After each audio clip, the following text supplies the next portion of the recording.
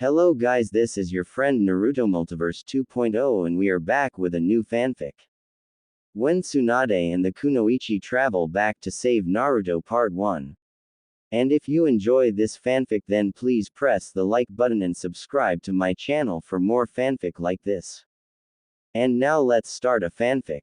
Naruto sat in bed recovering from his massive fight with Madara Uchiha and a more pleasant encounter he had only 10 minutes or so ago. Naruto was once again covered in bandages and recovering in the hospital. Both arms were broken and he had been massively injured. He had used his Rasenshuriken twice to actually kill Madara Uchiha. This broke both his arms and nearly poisoned him because of the damage done to him when he used that particular jutsu. Given all this, Naruto was in an incredibly good mood. Shizune had just left after acquiring a sperm specimen the easy way, condom and riding the blonde to completion. The second riding had ended about 10 minutes ago, that one without a condom. Naruto smiled at the memory. She had said it was for Tsunade to continue the Senju clan with her as the surrogate mother. He would be a father yet again as Shion was expecting their first child. The request from Shizune and Tsunade was confusing as he thought of Tsunade as a grandmotherly type but could not understand why she would want to also have children with him, with Shizune acting as birthing mother. Naruto had enjoyed the love-making sessions with Shizune, one of several over this last week. Apparently either she was enjoying it too much or she wanted to become a mother of his children also.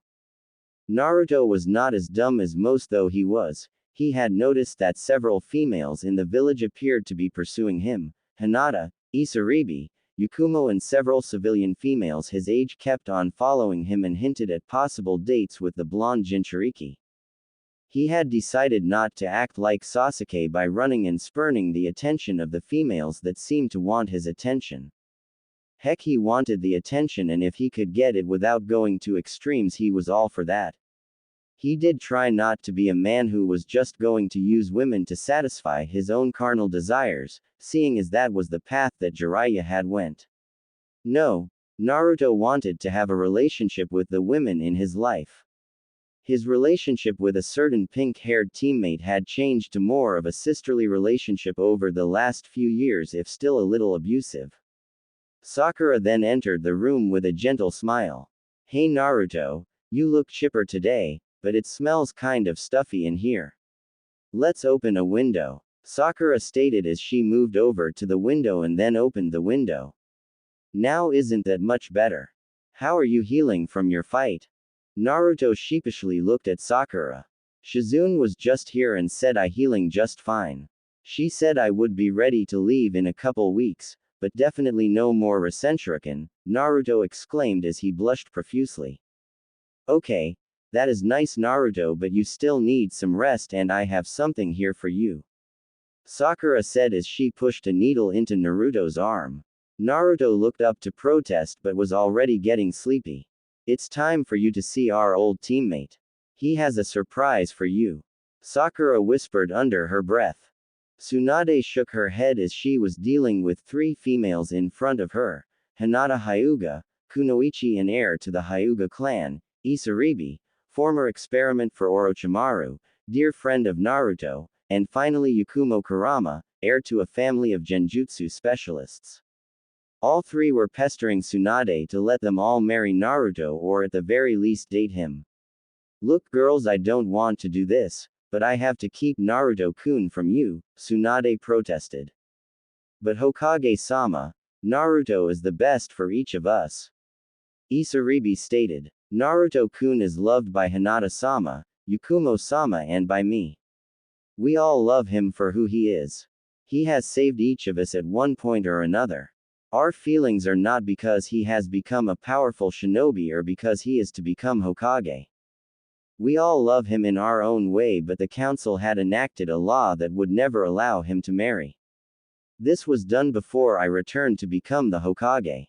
There is no way I can change it. If we could go back in time we might be able to change it. Heck, as time has passed, I hate to admit it but I would love to marry the knucklehead too," Tsunade replied with a blush. Their conversation was interrupted by several screams outside of Tsunade's window.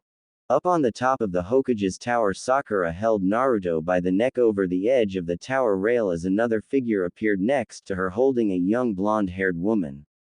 Sakura, wake him, the figure behind her demanded. Sakura pulled out a syringe and pushed into Naruto's arm. Naruto slowly opened his eyes. What is the meaning of this, Sakura? Naruto growled out as he figured he was not in his hospital room with the wind was blowing up his hospital gown and Sakura having her hand around his neck. Well, you succeeded in your promise of bringing him back, but too bad your affection was wasted on me. I never loved you. I care about you, but I still love Sasuke, so I am apologizing now for we are going to do, just understand it is for the best. Sasuke-kun says he will finish what the Yondaime began 19 years ago, he also says he is going to marry me. I am truly sorry, Naruto, I really am, but this has to be. Sakura said as she wanted Naruto to understand. So you never loved me, not even a little? Naruto asked with a tear fell from his eye and Sakura shook her head. A scream was heard from below. So you are going to kill the monster? Right, Tem. Naruto yelled as he was unable to move his arms which were still bandaged and mostly useless. So Tem, you think they will see you a savior? What did you do for them? I know you suffered but it was not to the same level as mine was. Naruto suddenly noticed whom Sasuke was holding and terror struck his heart. What are you doing with Shien-chan? What do you know of suffering, Naruto? My family was killed on orders from this village. Sasuke protested as he underscored his rage. What do I know? Shall we move backwards? My teammates abandoned me, you first and now Sakura. Kakashi barely trained me, but showed favoritism towards you. You got everything I wanted. You were never shunned by most of the village nor were you given tests at the academy that were either meant for Chunin or had genjutsu put on them. Did you have to teach yourself to read and write? No, you had parents to help teach you that. I have been overcharged by most of shops in the village, heck most wouldn't even let me in the door, others would sell me outdated food, but hey, the great Uchiha could get a discount in any store. Best of all, your family didn't put a curse seal upon you. No, I got a stage higher than that. I got a Hokage to do that for me. Naruto explained as his neck began to hurt. I never asked for them to show me any favors, they just respected that I was an Uchiha. Sasuke countered. Naruto rolled his eyes at Sasuke's rebuttal. So all the hurt and anguish they heaped upon me along with what both of you are doing now was only because you are an Uchiha and I had the Kyuubi sealed within me without my permission. Sasuke looked out over the crowd that had begun to assemble and yelled to them. Everyone, I am going to destroy the Kyuubi reborn, Naruto Uzumaki. Sasuke then drew his sword and impaled the blonde in the heart. Goodbye, Naruto. You were my friend. You made me the last Uchiha and for that you must die. I no longer seek the Kyuubi as it would only get in the way of my plans. Sasuke whispered into Naruto's ear as he pulled the sword to the side, using Naruto's ribs as a guide and sprayed blood from Naruto's destroyed heart. Oh, by the way, there is a poison on my blade that will not allow you to heal. I figure you have about 2 minutes to live. What will you do now? Other than die. Oh, and I will not let this bitch have your demon spawn either. Naruto watched as Sasuke picked up the unconscious Shien and pushed the sword all the way through her chest while he smiled. Now you can die with your whore. Sasuke yelled as he and Sakura dropped the pair off the tower. Naruto and Shien landed in a heap at the bottom of the tower. I have rid the village of the evil of the Kyuubi. I have also ensured that it did not have any more demon spawn. Some of the crowd applauded, some were revolted by what had just happened. Naruto winced in pain as Tsunade, Hinata, Isaribi, and Yakumo screamed their horror as they all knelt beside the stricken pair. Naruto coughed up blood and then grinned. I am sorry Obaa-chan, girls. Is Shien-chan alright? Naruto asked apologetically. Tsunade shook her head as tears rolled down her eyes. They saw his eyes turn red with slits.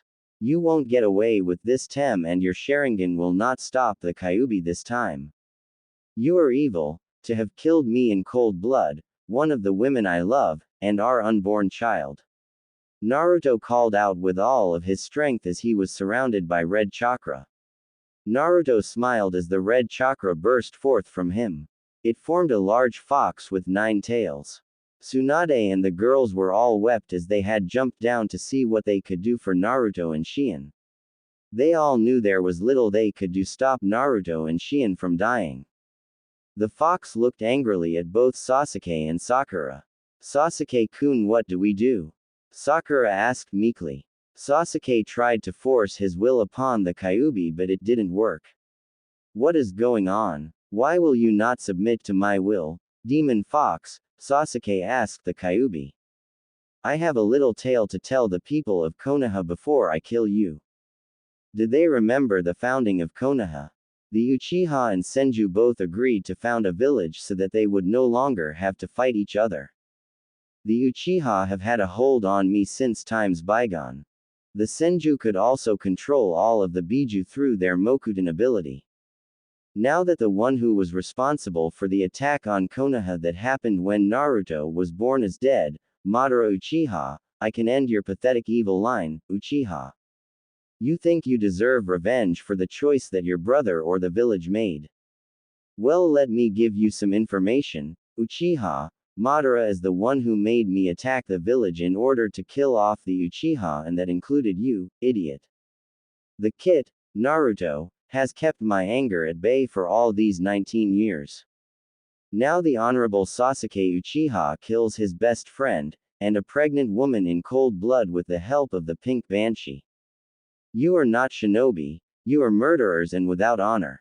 Naruto loved you, but others loved him, and you strung him along like he was nothing. Well, he is getting another chance. The Shinigami has agreed to help us fix this.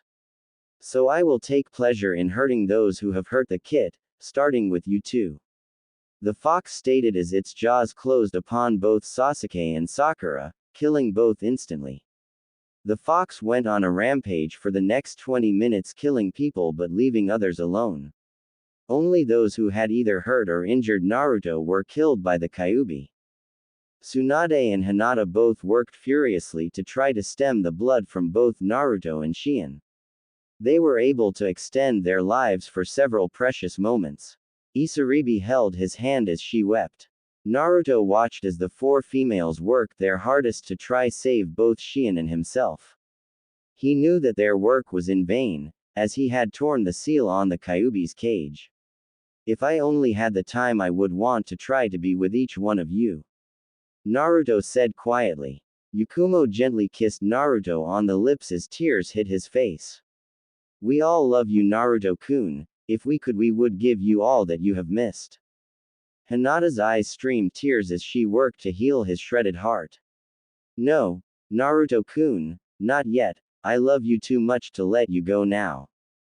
Tsunade shook her head as she worked on Shien. If we only had more time, we might be able to fix them both. Shien looked at Naruto and smiled gently as life left her eyes. Naruto saddened as Shien died. Naruto's eyes went blank as he smiled at each of the females kneeling over him. I love you all. Naruto's arm went limp as his breathing stopped. All 4 yelled, no, in unison. The fox returned and bowed before the teary-eyed women. He will be missed, but there is a way to fix this. It will take quite a bit of my power to do it, but I propose a way to fix this and have the kid back.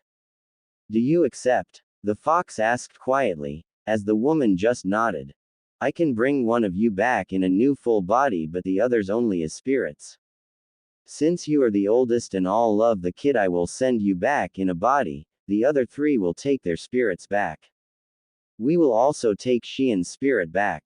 Then you can either take over your younger bodies or you can merge with the current spirit. If you just take over, you will kill your younger spirit. I advise against it. Tsunade, was it? Tsunade nodded to the fox's question. I will give you a new body so that like the others you can be with the kid like you so wanted, but there will be a catch though. Tsunade blushed and tried to deny it. What do you mean? You all wanted kits from the Naruto-kun. Do not deny it, I can smell it on all of you. I can also see it in your grief.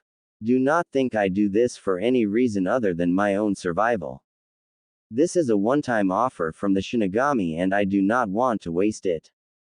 I will die here in less than a half an hour. So here is how it will go. The 4 girls and I will merge with our younger selves. You Tsunade will appear in Konoha in a younger body. The kid will be about 12 years old, as will all the girls. The Shinigami also wants you, Tsunade, to follow Naruto to find a certain individual that should not have died years ago. She will also agree to share the kid with all of you. We are returning to the time just before Naruto left for the Wave Country. I am sure you know whom I speak. Kyuubi asked as Tsunade nodded. You are referring to the fake hunter Nin, I presume? Tsunade asked and the fox nodded. If we can have Naruto-kun back we will do anything. Hinata added as both the others nodded agreement. The fox dissipated and then all 4 women were surrounded by red chakra. None were burned but it did hurt. All of them screamed and then passed out, and then passed away. Tsunade woke up in the Senju clan house and realized she was completely. She awoke in one of the guest bedrooms on the bed, along with the worst headache she had ever had. She found some clothes that seemed to fit her as she found a full-length mirror and saw that her body was that of her 14th year or so. Boy, is Naruto-kun in for a big surprise when he gets older. Tsunade thought to herself. She then noticed her hair was a slightly lighter shade than it was when she was 14. There was also a nagging presence in the back of her mind. She quickly put on the clothes she found and raided some family money so that she could get some items for the trip to the Wave Country. Tsunade then went to market and purchased several things: kunai, shuriken, food rations, and feminine hygiene supplies. The thing that bothered her was people kept on calling her Yoshiko-sama. She then found Naruto walking with his pack towards the gates. She made sure not to make eye contact, that would happen after she had saved Haku. Tsunade walked out of the village and followed Naruto just to keep an eye on him. Hinata woke up in her bed and got ready to do a mission with Kuronai-sensei. She decided she needed to talk to her sensei about her feelings for a certain blonde. She also did her best to talk to her younger self as it kept on passing out on her. This is going to make merging a little harder than I thought. I really do hate these D-ranked missions. Isaribi had an easy time as she woke in her shack outside of the village near Demon Island and explained to her younger self that if they merged they would find someone to love them for who they were, not despise her for what they are. The younger embraced her so quickly it was almost disturbing. Isaribi was happy now that she knew where to go now. All she had to do was leave that idiot of a scientist and head towards Konoha. Yakumo was having it almost as easy as Isaribi, as she and her younger self had quickly dispatched ID while she showed her younger self how she could be helped if they merged. ID was easy to dispatch as the young Yakumo played her part as bait easily, and the older Yakumo ambushed ID and killed him even easier than it was with Naruto-kun and Kuronai's help. Shion was having a hard time as her younger self did not quite believe that she would find someone who could actually change someone's destiny and most of all love her for her. And to know that her older self was pregnant and had died was also quite a shock. This would take some time for both of them to be able to get along. Tsunade was not doing so well either. She had followed Naruto's team out of the village as she had shown her papers the guards who let her pass with few questions. She looked at the papers, the name on it was Yoshiko Senju, daughter of Tsunade Senju, age 14. As she followed the team at a distance she saw the fight with the demon brothers and watched as Naruto froze at the start of the fight only to be hurt by one of the assailants. Kakashi, why did you bring them out so early? They were just not ready. She thought questioningly. She watched as Naruto made a determined speech and pushed his kunai into his hand to let the poison out. Tsunade rolled her eyes as Kakashi warned him that he might bleed to death from his actions. Tsunade had to hold her temper so that she did not jump out just to kill both the Uchiha and her former apprentice-to-be. She then followed them across the water as they moved towards the island. She wanted to make sure that she did not interfere with what was happening until the time was right. Tsunade watched the antics of Naruto as he tried to make sure that Sasuke didn't show him up. Naruto threw a kunai at an animal, and got berated for going wild with his equipment. She then sensed it, as did Naruto and Kakashi. Naruto then threw a kunai right at the chakra signature, even though it was well hidden. Tsunade smiled. She saw that his senses were working. It angered her as she watched Sakura berate and hit Naruto for scaring her. Kakashi then called for everyone to duck, as Zabuza's sword nearly decapitated the whole group. Tsunade sighed in relief as Naruto had avoided injury. Tsunade watched as the introductions finished and the fight began. Naruto and Sasuke were holding their weapons properly, but Sakura appeared deficient. Then the mist completely covered the battlefield. After several moments, Kakashi blew the mist away with his chakra. Sasuke seemed frozen by the killing intent and intensity of the chakra. Tsunade chuckled lightly as she watched Sasuke nearly kill himself. Tsunade watched as the battle played out. She watched in horror as Naruto was nearly killed, but he then gained the courage to stand up against Zabuza as Zabuza trapped Kakashi. She nearly cheered as Naruto used his shadow clones and henge to trick Zabuza into releasing Kakashi. She sensed Haku showing up and they both watched the battle. The battle concluded when Haku disabled Zabuza, making it look as if she had killed him. Tsunade heard a voice in her head. Yes, that is her, but the time is not right just yet. Naruto was then forced to drag Kakashi unconscious body to Tsunade's house and she then lost track on them inside the house. Tsunade began to search the island for a place to stay and to also find out where Zabuza and Haku were hiding. She knew the story of Gato and the Land of Waves, or at least the one that was told to her. She found their hideout quickly enough but was not sure how to meet with Haku and definitely did not want to meet Zabuza. Tsunade left and headed to a nice place to camp near Tsunade's house. I wonder if Naruto is able to contact Kyuubi yet. Tsunade thought to herself. She again heard a voice in her head. No, he has not and will not until either you help him or Jiraiya again throws him off the cliff.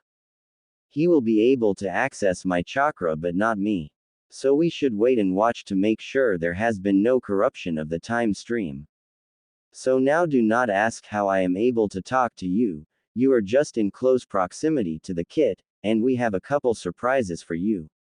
I would like it if you would either interfere after the girl is injured, or keep her from protecting Zabuza. I can offer you some chakra to help if you want to heal her after she is injured by Kakashi, but you must be in direct contact with the kit for it to work. Tsunade raised an eyebrow. Kyuubi. The voice in her head chuckled. No, I am the festival bunny. Of course I am the Kyuubi. Who else do you think would talk to you in your head? Oh, by the way, you are the only one I can do this to other than the kit. As for the chakra for healing, you will need to ask the kit to touch your shoulders and mold some chakra. I will send you the needed chakra. Do not tell him what I told you, as we need the timeline to not be too messed up. Tsunade nodded as she went back near the house and set up camp near a field that held medicinal herbs. So how can I talk to you and the others can't? For one, your body was brought back to life with one of my future tales. You, my dear, are also a Jinchuriki. Kyuubi answered. Tsunade stopped making camp and wore a confused look. What do you mean I'm a Jinchuriki? Because your body was brought to life my chakra tail, and one of my dying kits, you are more than you seem. You shall be the kit's prime mate. The others will be subservient to you. I know the Hyuga girl would rather be the prime, but you are a stronger mate and they will fall into line. The Shinigami also deemed this as he has power over life and death. Oh, one other thing. You must mate with him first, then the others may mate with him, but you must be first, or all of you will die, and that includes the kid and myself.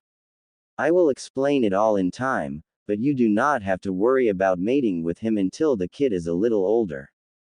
Do you have a cover story for when you meet the kid yet? The Kyuubi inquired with a chuckle. Wait, what do you mean one of your dying kit? Tsunade inquired almost frantic. We, meaning the Shinigami and I, have used the miscarried child you had from your younger body and a kid of mine that was dying. It was sealed within you before the miscarriage occurred. I am sure glad the Shinigami is on our side. Have you tested your chakra yet? It will have a demonic tinge to it. While you are similar to your older self, you are also a little different.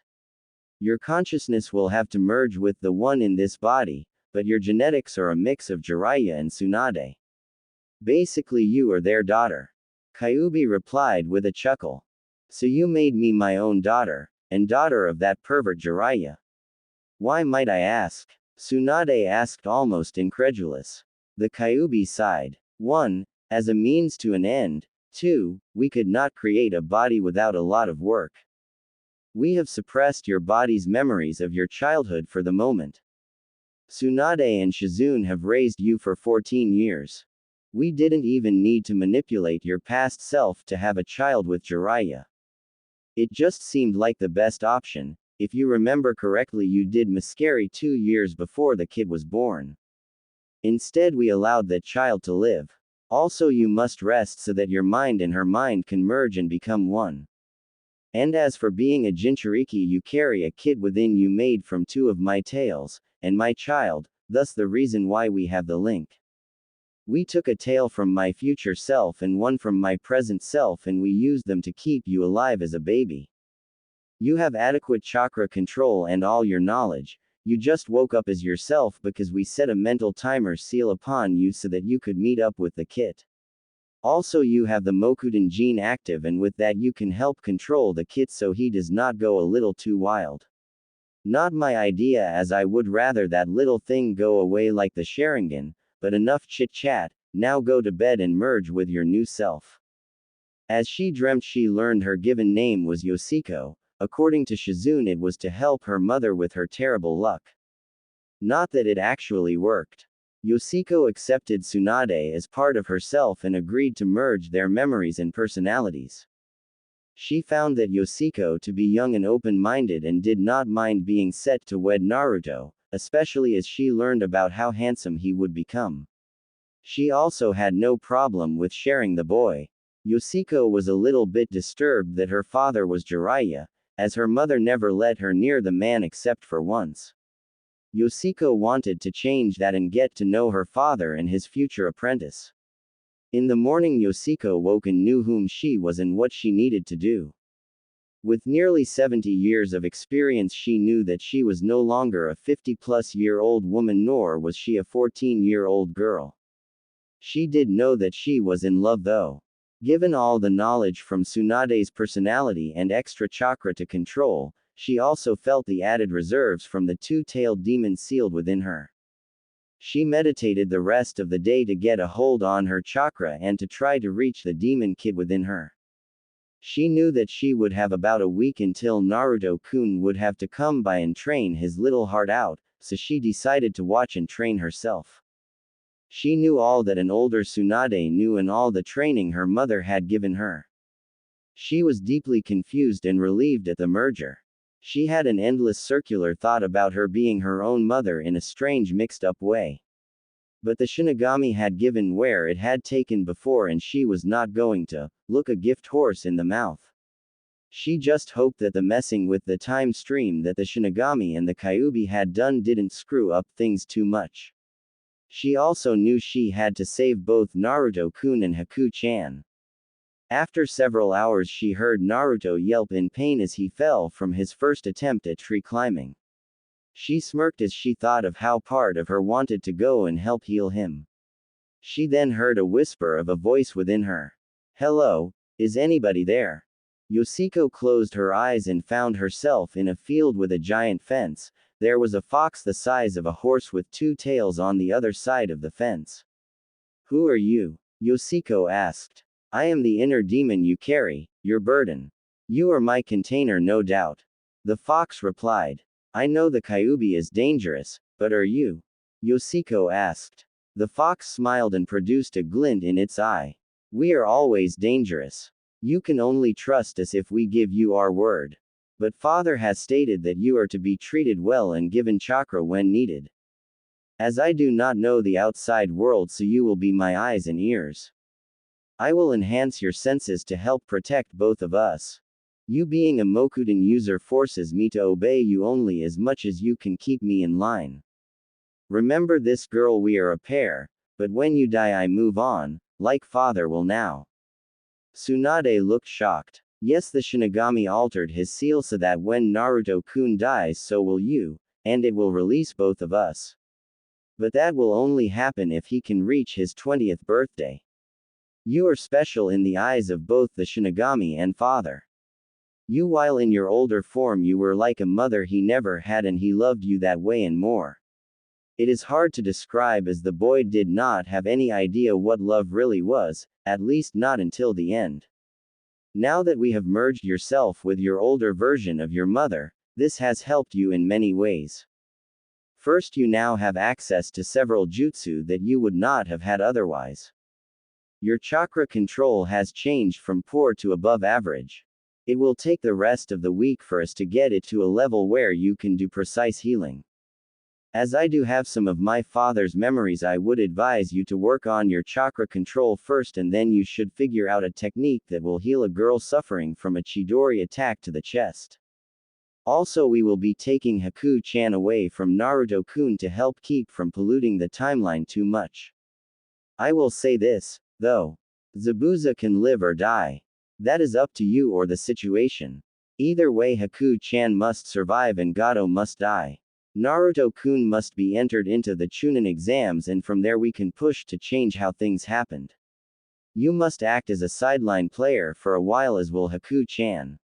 When you return you can tell your mother about nothing that you know.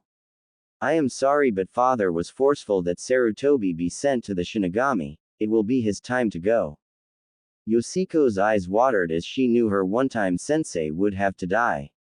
Why do I have to have all these memories? Why does Sarutobi sensei have to die? I feel like I know Naruto-kun, but no, I don't. You know him well enough, and you will again fall in love with him. He is your mate after all, and there is no way around it. Now, I will help you to deal with the heartache of the loss of his older self, and you can start to learn to love him for yourself. The fox gently stated. Maybe we can get him to change into another color or tone down his outfit some. Is that why I have always had this image in the back of my mind of a blonde boy with whisker marks? Yoshiko asked as she began to softly cry. The fox nodded its head. Yoshiko broke the connection with the fox and opened her eyes. She found her face wet from tears that she wouldn't stop flowing.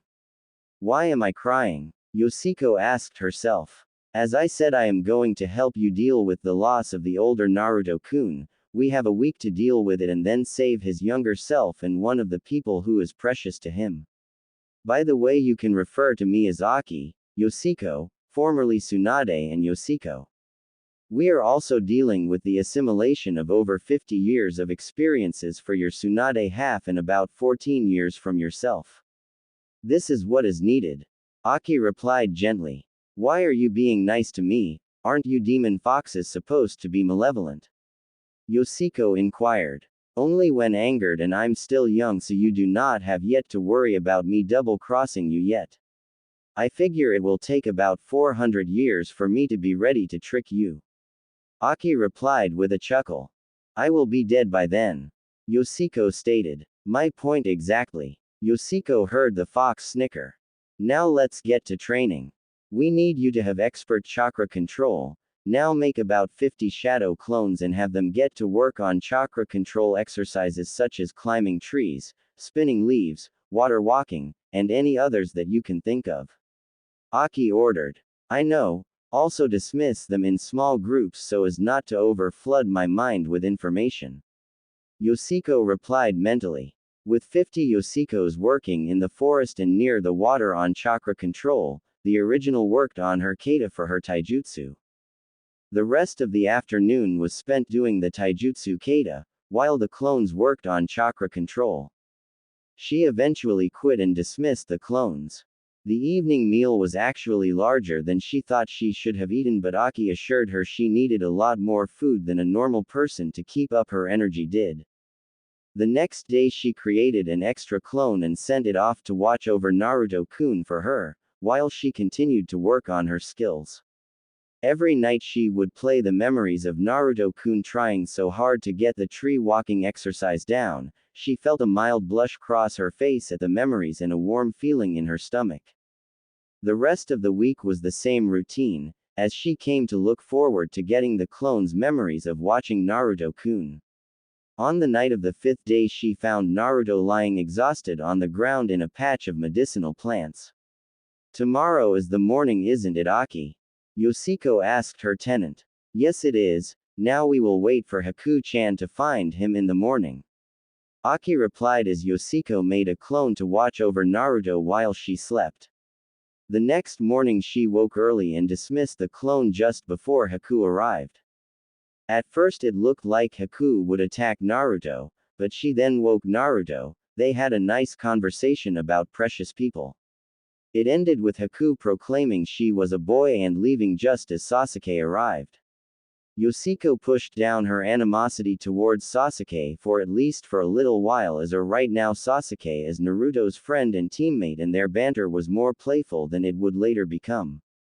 Yoshiko woke the next day. She sent a clone to check on Naruto at the house and she herself went to the bridge to keep an eye on Haku to make sure she did not get hurt early.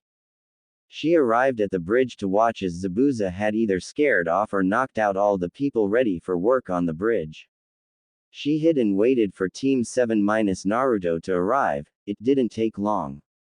The fight began with Zabuza teasing Sasuke about being afraid, but Sasuke replied that he was excited. He then proceeded to destroy 5 of Zabuza's water clones. The fight then proceeded to fighting between Sasuke and Haku while Kakashi and Zabuza watched.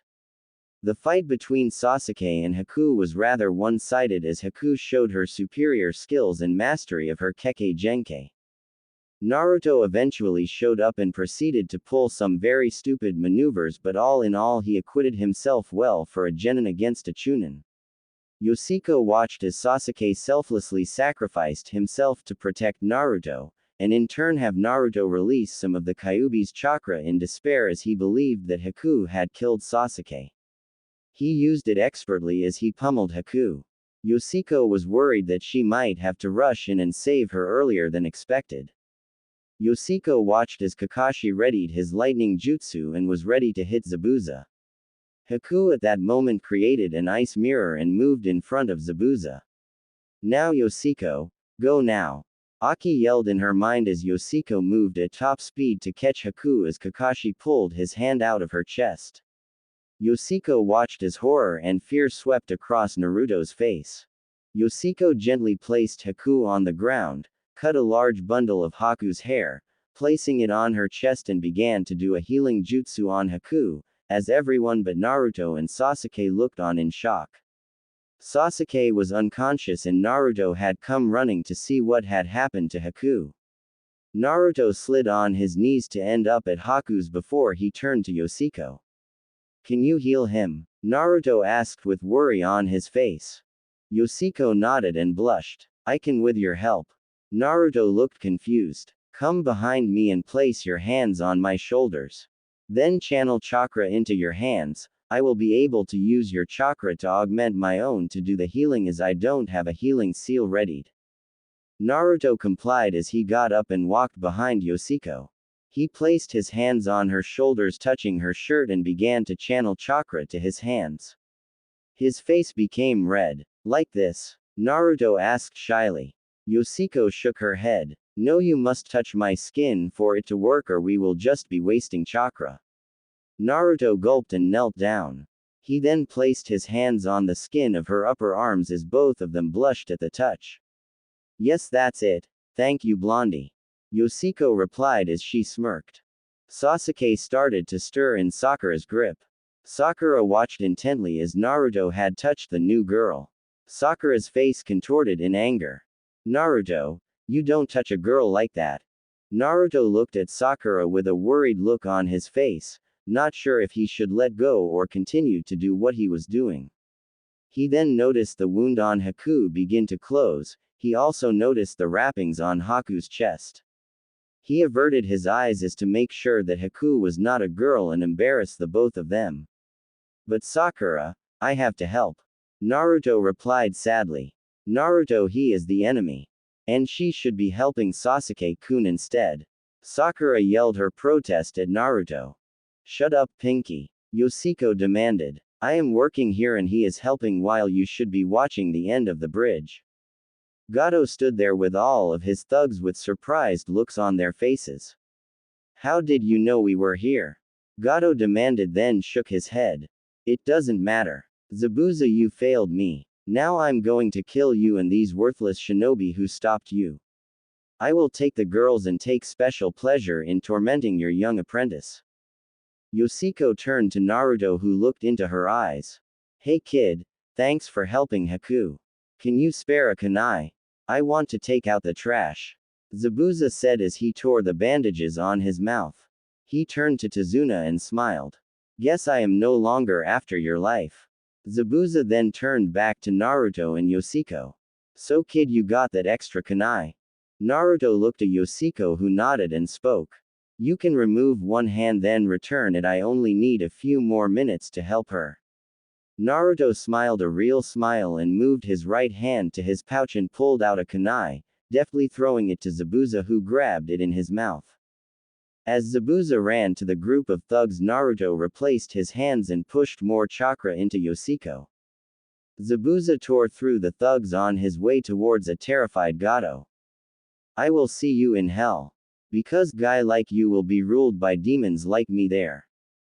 Zabuza exclaimed as he stabbed Gato in the throat, sending him off the bridge to die in the water. Zabuza turned to find that those he had not killed had cut off his escape route. Thanks kid, I will remember this if you ever make to hell with me. Zabuza charged the group and used his feet to beat his way through the group to finally fall onto a weary Kakashi. Please take me to Haku, I want to see her before I die. He whispered to Kakashi, whose eyes went wide, and he just nodded as he pulled several weapons from Zabuza's back. Kakashi then picked up Zabuza and laid him next to Haku. Kakashi then looked at the sweating blonde girl. Can you save them both? Yoshiko began to shake her head. I don't know. Just doing this is taking a lot out of me and Naruto, isn't it? Yoshiko looked at Naruto, who was also sweating, as he nodded his response. I will do what I can, but I need to stabilize this one first. If we have enough strength left, we will work on him. But first we need to take care of them. Yoshiko nodded towards the waiting thugs. Zabuza gently brushed Haku's face. Take care of Haku for me, kid. Haku was more than a tool, Haku was like my child. Maybe I might get to go to heaven even with all that I have done. Please save Haku if nothing else. I know my life is forfeit. Tell Haku that I will try to watch over, Zabuza stated as he breathed his last breath. Yoshiko felt the tears run down her face as she continued to work on Haku. I will watch over Haku for you. Yoshiko and Naruto both replied in unison as Naruto gently squeezed her shoulders as he continued to deliver chakra to her. Kakashi looked at his group and shook his head. These are long odds. I am nearly out of chakra and there are too many of them for me to kill myself. Naruto-kun, I have enough chakra left to finish this, please help your sensei or we'll all die. Yoshiko asked as she looked deeply into his eyes. Naruto smiled and nodded. Wearily Naruto stood up and made a crossed finger hand sign. Shadow Clone Jutsu. About 50 shadow clones appeared on the bridge and all drew a kunai. Kakashi shrugged his shoulders and made a ram hand sign, clone jutsu. About 60 Kakashi appeared on the bridge. This caused the mercenaries to become worried for these exhausted shinobi to create over 100 clones. This would make the fight almost one-sided in the shinobi's favor. Haku's breathing steadied as Yoshiko began to falter. Suddenly a crossbow bolt hit the bridge at the feet of the mercenaries.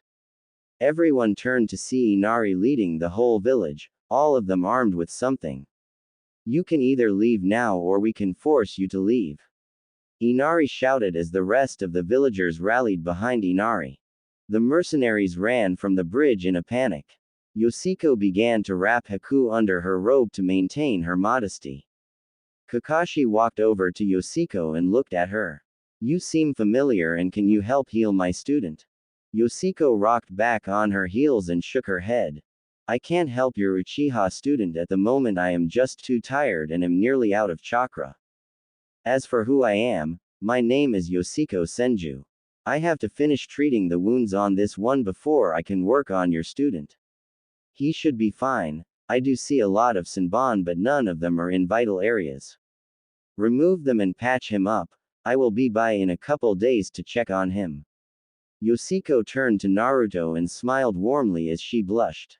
Thank you, Naruto-kun. You were a great help. I will take care of your friend. You will see us again. I can assure you of that. What to do with Zabuza's body? Kakashi asked out loud as an idea suddenly came to him. Naruto, you have burial detail. Bury Zabuza's body and bring me the head. It was nice to meet you, Yoshiko Haim. Send your mother my warmest regards. Kakashi said as he smiled behind his mask. Naruto nodded his acknowledgement and made several shadow clones that grabbed Zabuza's body and the giant sword. Yes, sensei. Naruto and his clones headed back towards the landing. Kakashi watched as Sakura gently removed the Senbon from Sasuke.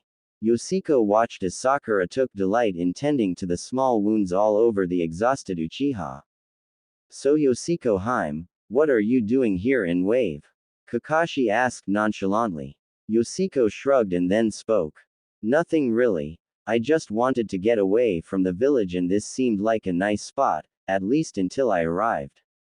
The economy is so depressed, but the bridge seemed like it will fix that. Kakashi nodded but kept an eye on the young Senju. What brought you to this fight? Yoshiko smiled. I felt the chakra spikes and headed to the bridge. I saw this person struck by your jutsu and saw the concern on Naruto-kun's face and had to act. I didn't see what headbands you wore, so I decided to help either side until I could figure out who was who. Kakashi shook his head. That was a risky decision, young lady. You could have been captured or killed or worse. You are just lucky it was Leaf Shinobi here, not some other village. Yoshiko blushed. I guess you're right. I will be more careful next time. You seem to have taken a liking to one of my students. Kakashi commented. Yoshiko blushed and then stuttered. What do you mean? Kakashi smiled. I am sure Naruto will be glad to know he has a following. If I may ask, why are you not drawn like most of the other girls to Sasuke? Yoshiko immediately frowned. He is an Uchiha and that is enough for me. Kakashi frowned but nodded in agreement. That is understandable. While your two families founded Konoha, they did not always get along. I hope it isn't because of history. Yoshiko put her hands on her hips. Look, Hataki-san, I do not find Sasuke Uchiha attractive the least. I like blondes better. Oops. She immediately covered her mouth with both hands and blushed profusely. Sakura, having finished with patching up Sasuke, walked over. What is so attractive about that baka? Yoshiko shifted her hands so that she was biting on her right index fingernail. Well, I like his face. Those whisker marks are just so cute. His eyes show so much depth. I could just swim in them. His smile is to die for. Yoshiko nearly swooned as she talked. She is almost as bad as you and Ino, when you both talk about your Sasuke-kun.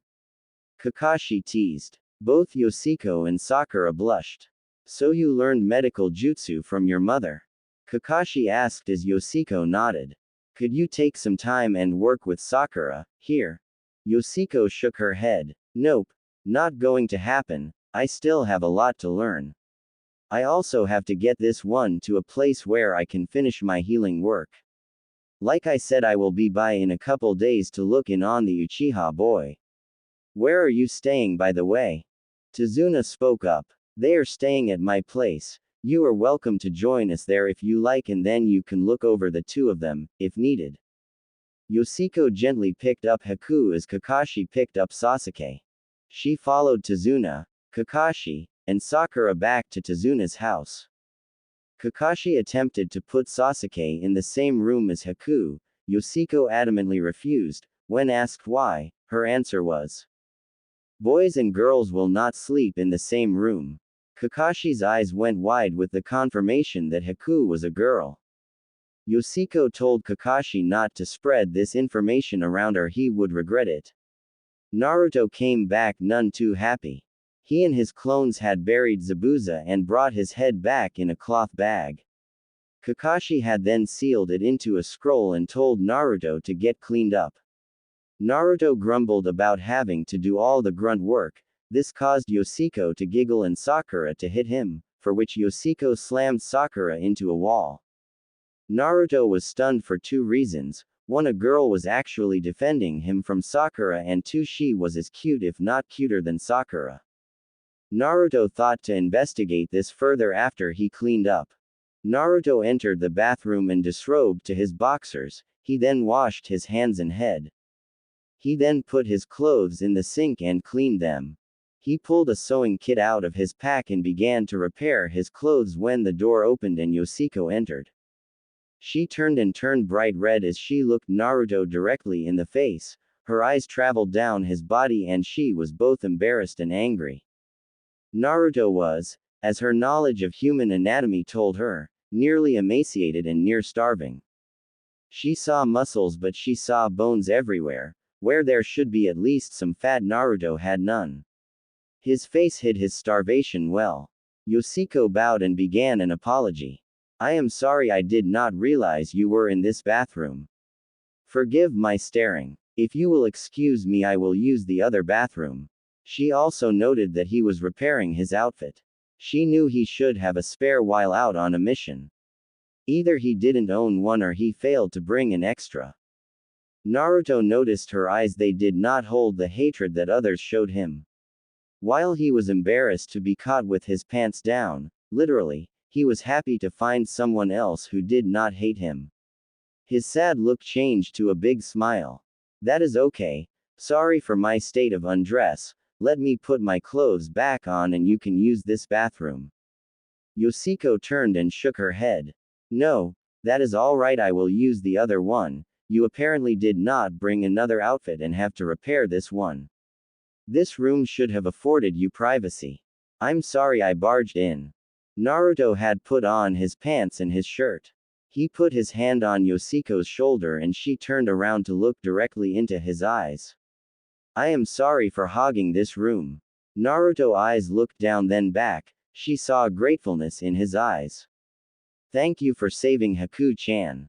Yoshiko wore an expression of surprise and stuttered out, "How did you know?"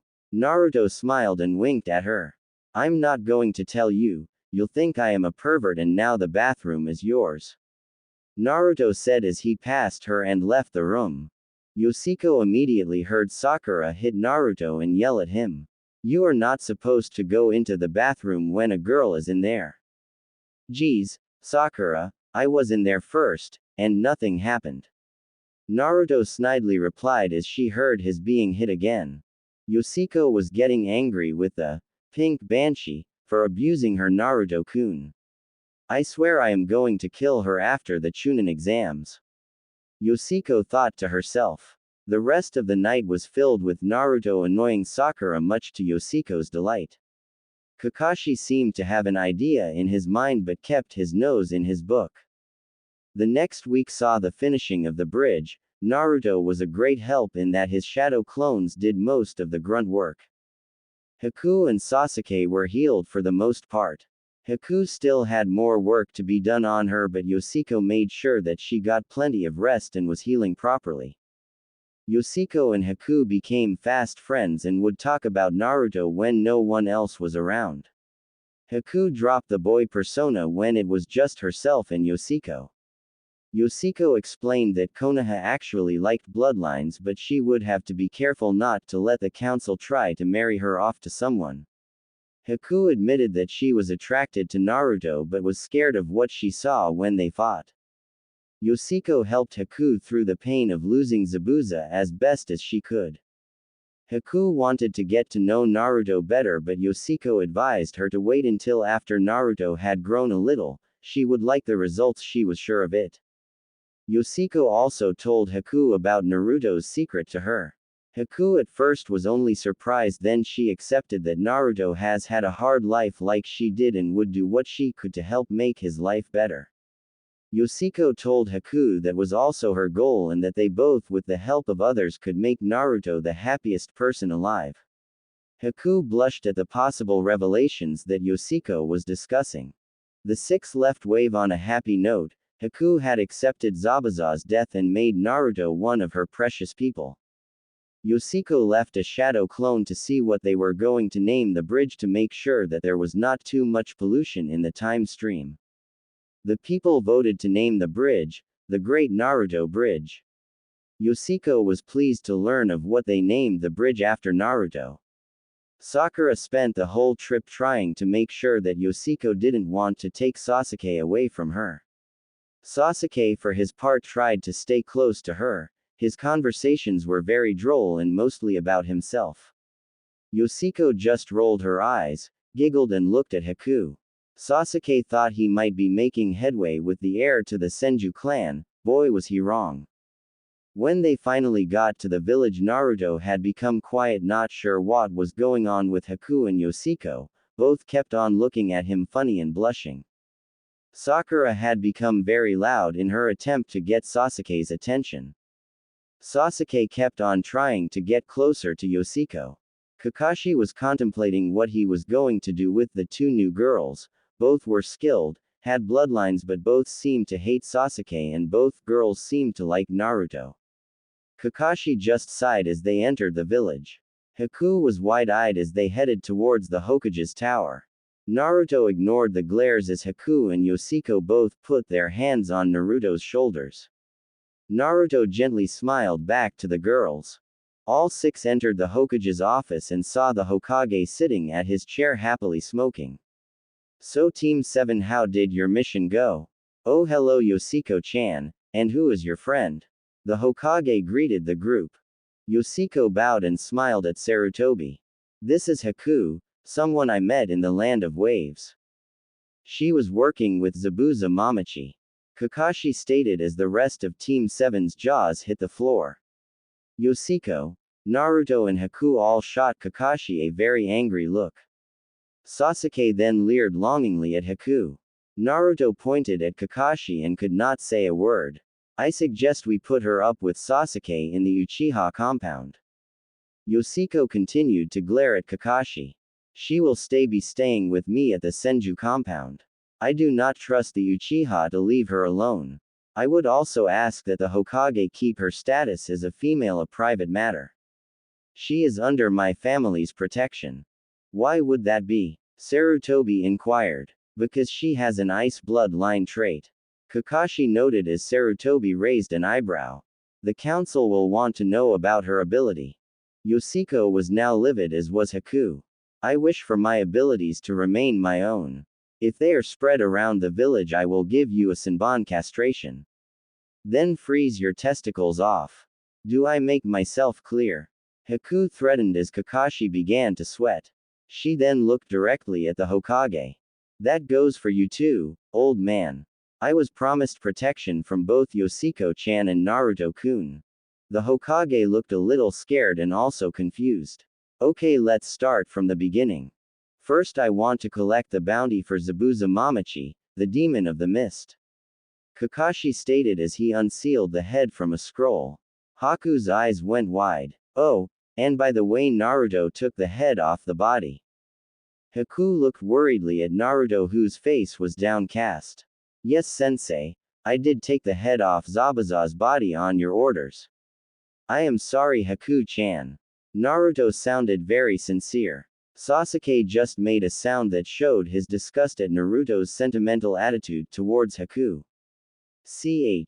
Haku gave an angry look at Sasuke and then turned her face to Naruto, giving him a kind but hurt smile. Yoshiko put her hand on Haku's shoulder to give her comfort. You did good, Naruto, it was a nice clean cut. I do not understand why you are having problems, Haku-chan. Sarutobi commented with concern. Zabuza was precious to Haku, Gigi. Naruto commented to Sarutobi. He was an evil and cruel man. Sakura commented loudly. The room suddenly became cold. Naruto stood in front of Haku. He then placed his hands upon her shoulders and shook his head. The fire in Haku's eyes softened as she nodded. Yes, Zabuza-san was precious to me. Thankfully I have found more that are precious to me, to replace what was lost. Haku stated as she looked fondly from Naruto and Yoshiko. Okay. What happened on the mission and what did Zabuza Momochi have to do with it? Sarutobi asked pointedly. Naruto began to excitedly explain the tale of the mission. Kakashi stopped him before he got to the point of Naruto saving him from the water prison that Kakashi was trapped in. Kakashi glossed over Naruto's achievements and made a point of showing Sasuke's achievements during the mission. He said teamwork played an important role. Naruto looked dejected at his being shafted by his sensei over what he felt were good points in the mission. Kakashi eventually said he would then turn in his report in the morning and that the team was dismissed. Team 7 left the room as Yoshiko and Haku stayed in the office. So what do I owe the honor of you two sticking around after the team has given its report? Sarutobi asked. Well, Hokage-sama, there are a few things I would like to report. Yoshiko stated with a frown. Yoshiko was rather vocal about what she reported as she left very little out of her report about all she had seen during the wave mission. This shocked and surprised Haku and Sarutobi. Damn it, Hokage-sama. That Haruno girl is less than useless as she is right now, and the Uchiha is even worse as he would abandon his team just to prove a point. He showed some progress near the end of the mission, but he did not show that he truly understood teamwork. Naruto-kun was left to work on his own and used as a tool to push Sasuke to achieve better. All they apparently know right now is the tree climbing exercise. I know that Sasuke at least knows some jutsus.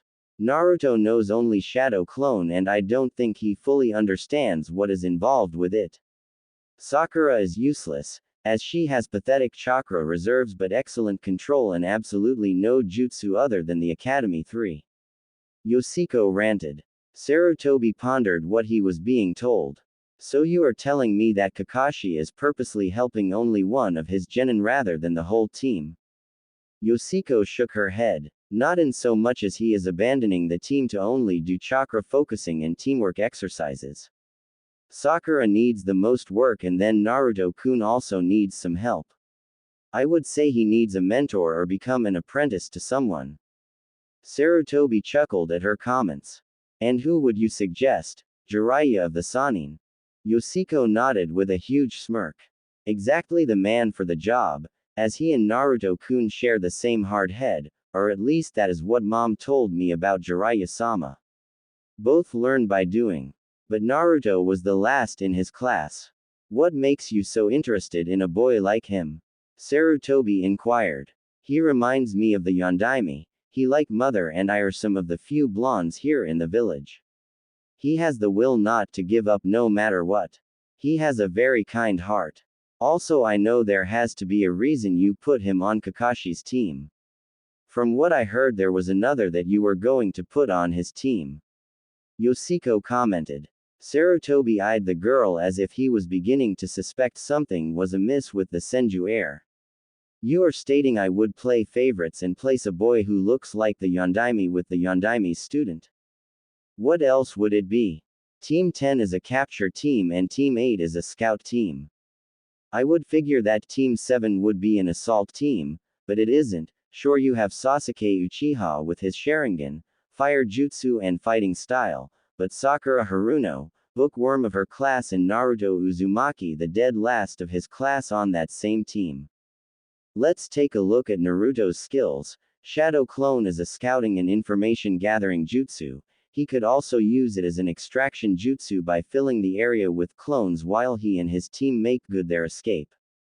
His transformation is an actual transformation instead of a genjutsu, another infiltration skill.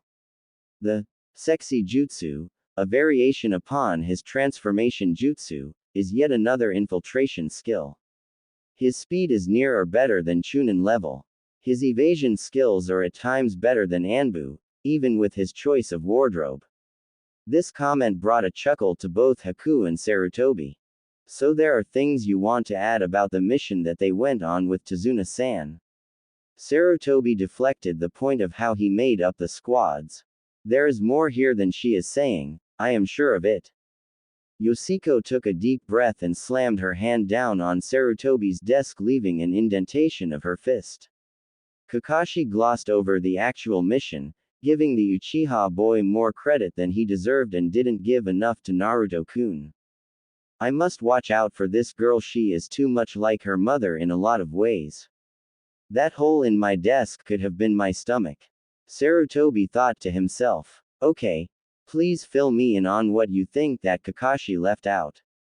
Haku spoke up this time. Well, during the first encounter, Naruto-kun fought Zabuza-sama's water clone to a standstill. He also devised of a plan that freed Kakashi-san from Zabuza-sama's water prison jutsu.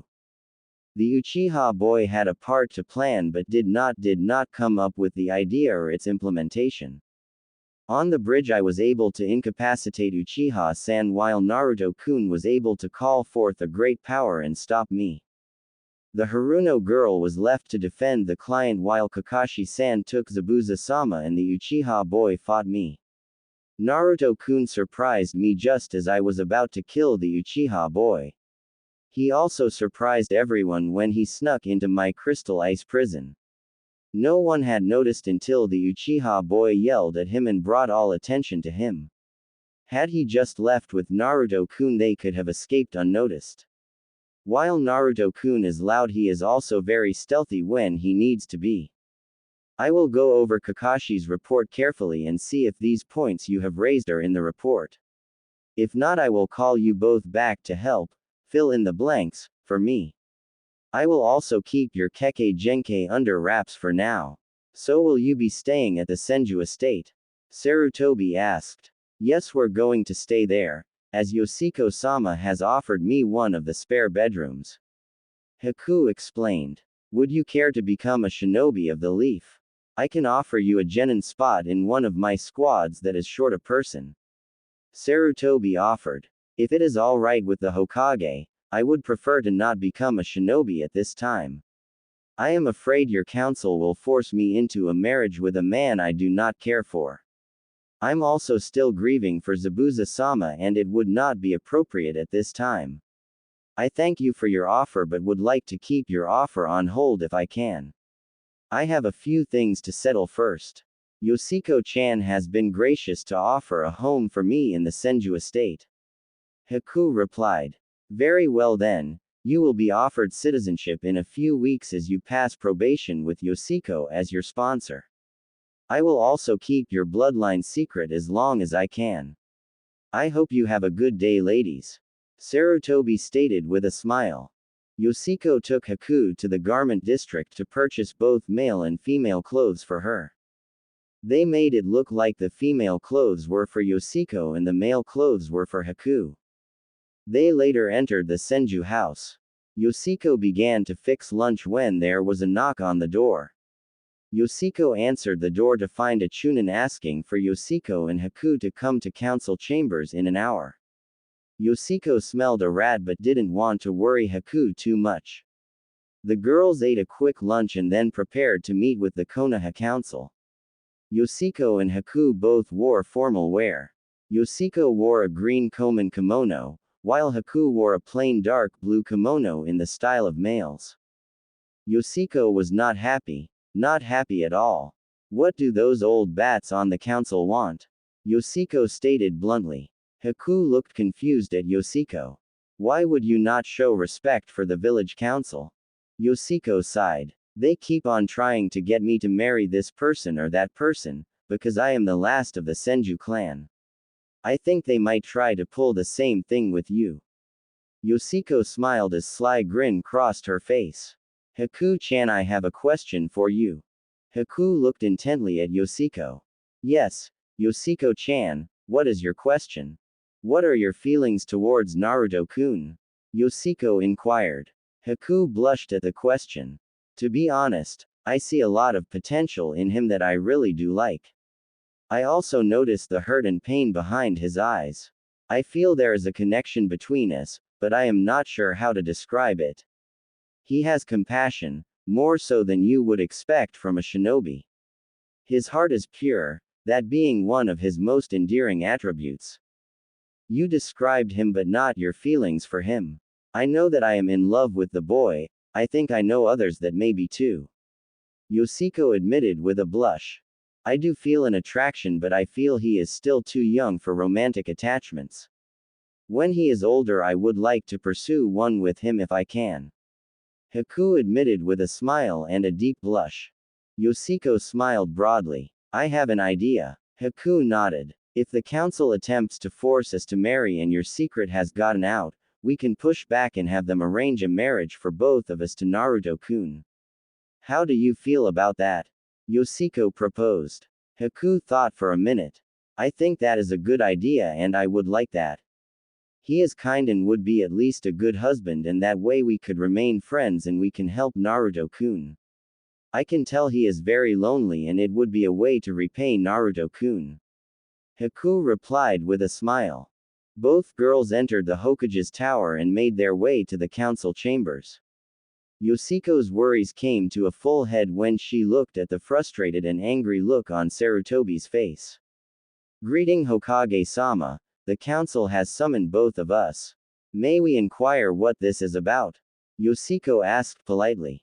Sarutobi gave the girls a sad smile. Welcome Yoshiko-chan and Haku. The council would like to speak with the both of you. I think I know what they want but I am not sure so I am going to let them speak to you. But please sit and listen to what they have to say. Yoshiko and Haku sat in two empty chairs near Sarutobi at the large conference table. Homura coughed to clear his voice. It is good to see you Yoshiko-hime. I hope your mother is doing well. Yoshiko pushed down her anger. It is an honor to meet with the esteemed members of the Konoha Council and as for my mother I believe she is doing fine, either that or she is losing a ton of money and in that case she is as happy as a clam. Yoshiko's comment caused those that knew Tsunade to chuckle. Being that as it is, it has come to our attention that you turned down Sasuke Uchiha's advances. Am I correct in what I heard? Homura asked. Yoshiko smiled. Yep. I turned him down and stuck a kunai into it, now I am hoping it is deader than a doornail and no healing jutsu will bring it back if I can help it. Again Yoshiko's antics caused several in the room to chuckle. Why would you do that? He is the last of the Uchiha and you are the last of the Senju. A merger of the founding clans would be beneficial to the village. Homura stated. Beneficial? For whom, might I ask? I do not like the Uchiha, and I especially do not like Sasuke. My family dwindled while theirs prospered and multiplied. My family fought while theirs took sparing missions to increase their store of jutsu and then took cushy positions in the police force. Yoshiko stated as she glared at Homura. Why do you have this animosity towards Sasuke Uchiha? What has he ever done to you? Homura asked. Where do I start? He killed the man I loved, the woman that carried his child, betrayed the village. I could continue but that was another time. Yoshiko thought to herself. I just don't like him and another has caught my eye. Homura smiled. I am glad you are taking your duty as heir properly. Would you like to share with the council who this lucky young man is? Nope. Yoshiko replied with a smirk that caused Sarutobi to smirk also. Very well then. It has also been brought to our attention that your guest here has a bloodline trait and is actually a young girl, not the boy she is attempting to convince us she might be. Kaharu stated. This caused several gasps in the council chambers. I would like to know where you got this information. Haku questioned. We will not divulge our sources. Do you admit to both having a keke genkai and to being female? Kaharu asked. I admit to both. Haku stated as her face contorted in anger. Kaharu nodded. Very well. Then it will be decided who you will have an arranged marriage to so that you can help provide this village with children with your bloodline. What? Haku demanded as she slammed her hand down on the table. Quiet child. You have no say in this. Koharu stated. The room's temperature dropped several degrees in seconds as Haku stood facing the council. First thing, you do not dictate who I will or will not marry. Second thing, I am not a member of your village and am currently only guest. If you are planning to abduct me and then have me raped, I will kill each and every one of you right here and now. Afterwards I will leave this village. I have never been a true shinobi and thus have never given my oath to a village. I understand that this village adores Kekkei Genkei, but the village council forcing me, a girl with no family, into a family without her consent and then telling me that I have no say the matter for me is grounds for me to kill you where you stand. Haku threatened. Hiyashi smiled and loudly shifted his chair away from Koharu. You young lady could teach my eldest a thing or two. Koharu-san, I believe you have bitten off more than you can chew. Indeed, Haku-chan is under Senju protection. Thus an attack on her is an attack on the family of the first and second Hokages, along with my mother, Tsunade. Do you wish to continue treading upon these waters? Yoshiko threatened. Silence, child, you will respect your elders. Koharu yelled. Yoshiko stood and looked the older woman directly into the eyes. You don't scare me, you old hag. This girl came into this village after a tragic loss and now you want to sell her off to the highest bidding clan to strengthen the village, without any concern for her welfare. What type of evil bastards are you? Yoshiko questioned. We are looking out for the child's best interests. Koharu retorted.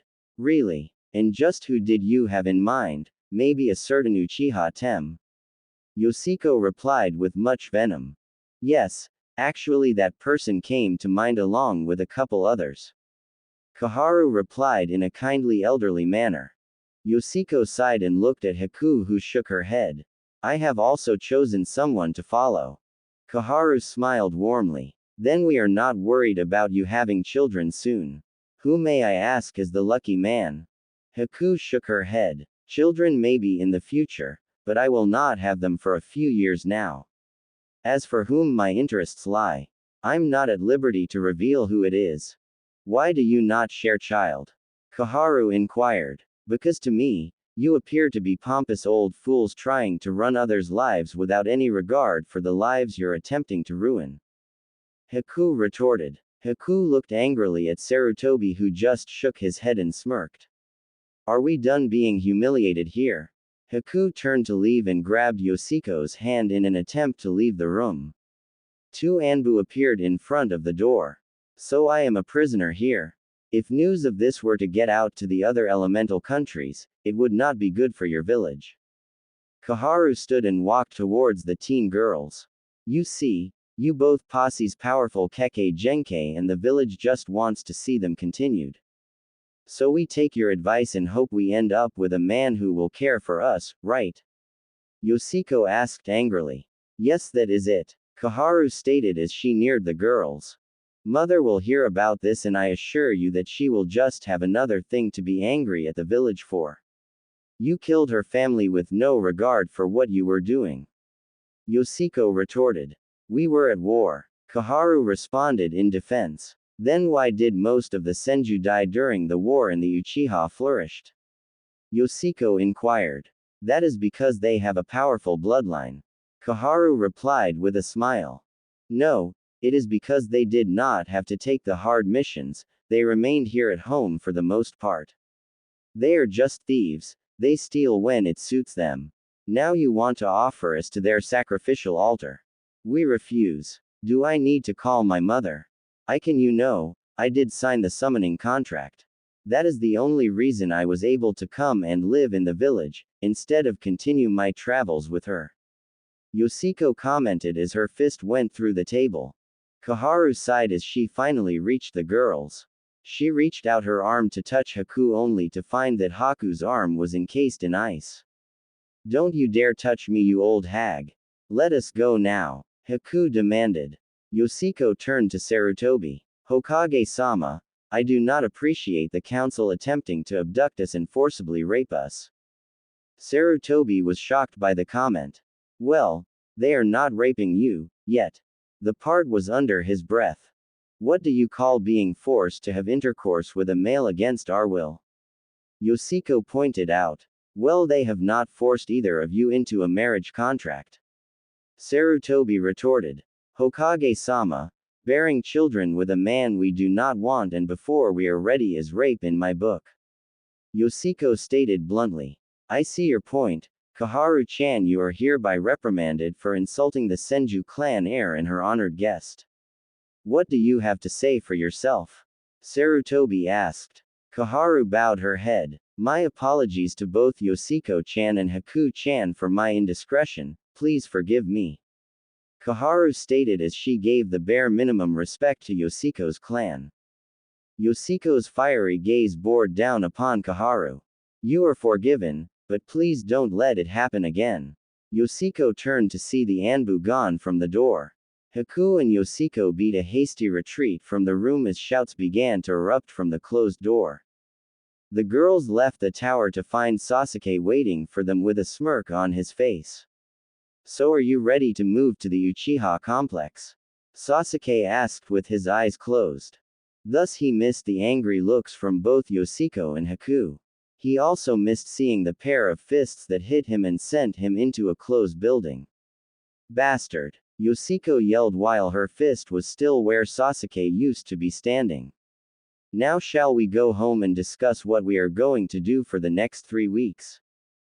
Haku nodded agreement as they left and Sasuke slowly extracted himself from the wall. The next 3 weeks were spent both training and following a certain blonde. There was also an additional member added to the Senju household, Isaribi. She had come to the village stating that she needed healing from the legendary Sannin. The guards directed her to the hospital, but Yoshiko and Haku intercepted her before she arrived at the hospital. Yoshiko took Isaribi aside to discuss the fact that Haku was the other individual that the fox had mentioned. Isaribi was happy to meet Haku and the three girls became fast friends. Yoshiko sent a message to Shion with a quick explanation about what was going on. The return message stated that she would be ready when they called upon her. She also was still mourning the loss of her future child. Shion also offered to purify Yoshiko and Naruto at the same time, similar to what she had done before. At the end of the 3rd week, the Chunin exams had hit the village. Yoshiko and Haku had been asked to sit in on the second part of the exam to help the medics with dealing with the injured from the test, and Isaribi had come along to watch with the 2 other girls. Hinata had not seemed to have yet assimilated her older self as of yet, so they kept her at a distance, not wanting to affect how things played out. The tests continued as they had before, with Sasuke beating the traitor Yoroi. Shino easily defeated Zaku. Kankuro defeated Tsurugi. Sakura and Ino knocked each other out. Tamari beat Tenten. Shikamaru beat Kin. Naruto beat Kiba, and Hinata showed her concern for him by giving him a small jar of healing balm yet again. Hinata lost badly to Neji, who earning the ire of Naruto, Yoshiko, Haku, and Isaribi. Naruto had been so moved during the match that he basically took a blood oath to avenge Hinata. Yoshiko was able to repair more damage than the medics had before, and Yoshiko figured she would recover faster this time. Gaara devastated Lee, but Yoshiko was able to assist Lee more quickly than last time. She was able to make sure his injuries were not as severe. And in the final match, Dosu knocked Shoji for a loop. With the selection of opponents for the 3rd round, the intrepid female trio kept an eye on Naruto from a distance. Yoshiko also kept an eye on both Lee and Hinata at the hospital.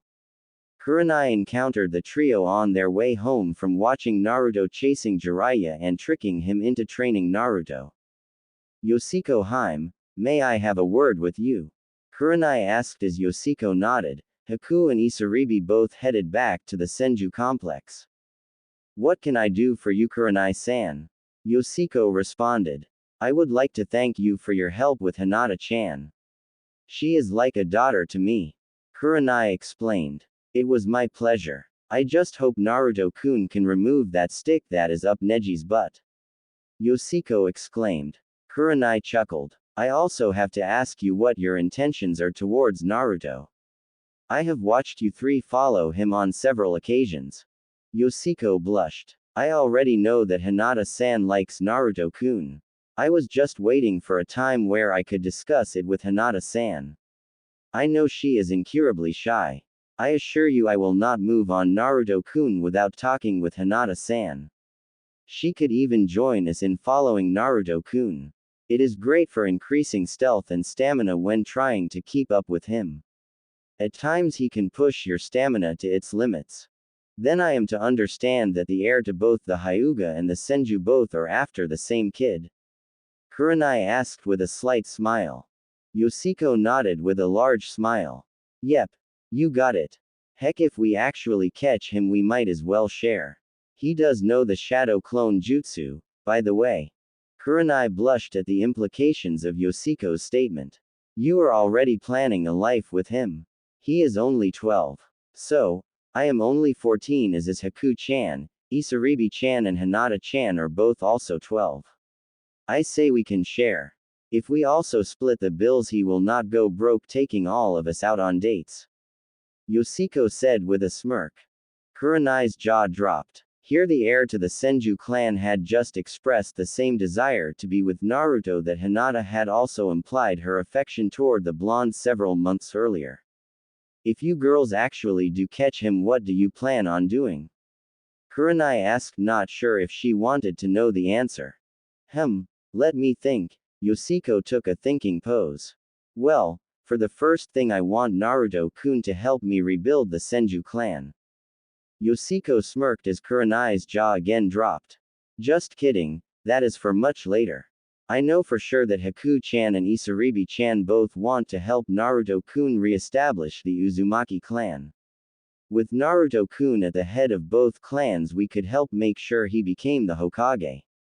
With Hinata-chan we would then have the Hyuga backing him also. Yoshiko happily answered. Kurenai was surprised at the thought-out ending that Yoshiko had come up with. When are you girls going to pursue Naruto? Yoshiko smirked. Who says we are not pursuing him now? When Kurenai's jaw again dropped, Yoshiko laughed. We have agreed not to bother Naruto-kun until after the Chunin exams. If Hinata-chan wishes to pursue him also we welcome her. Kurenai-san, we are not rabid fangirls like those that pursue the Uchiha. We admire and deeply respect Naruto-kun for what he is and what he stands for. You can rest easy for Hinata-chan because I intend to go ask for my mother's permission to pursue Naruto-kun after the Chunin exams. I also have to have a discussion with a certain pervert. Yoshiko looked a little annoyed at that subject. Kurenai looked at Yoshiko and scrutinized her answers. Which pervert are you referring to? Jiraiya. Of course, I have a personal matter to discuss with that old fart, but it can wait until he is done training Naruto-kun. I would also like to ask you a favor if I could. Yoshiko pose turned to desperation. I am afraid the council will try to make it so that Naruto-kun can't marry anyone. This would devastate our entire group. Can you talk to the Hokage-sama about making sure the council does not pull a fast one on Naruto-kun? I am also worried that they may also not allow him to become Chunin even if he turns out to be qualified. I would marry him no matter what, even if I had to drag him off to the fire daimyo, myself, to do the ceremony. Yoshiko stated with a smile. You really do like him that much? Kurenai honesty asked. Yes, and more. Yoshiko insisted with a blush. Then why are you willing to share him? Kurenai interrogated. Naruto-kun is special, he also needs more attention than I am able to give. I have observed over time that he needs connections and I want to give him one with me, as do the other girls. I do not want to deny those that have genuine feelings to be with him.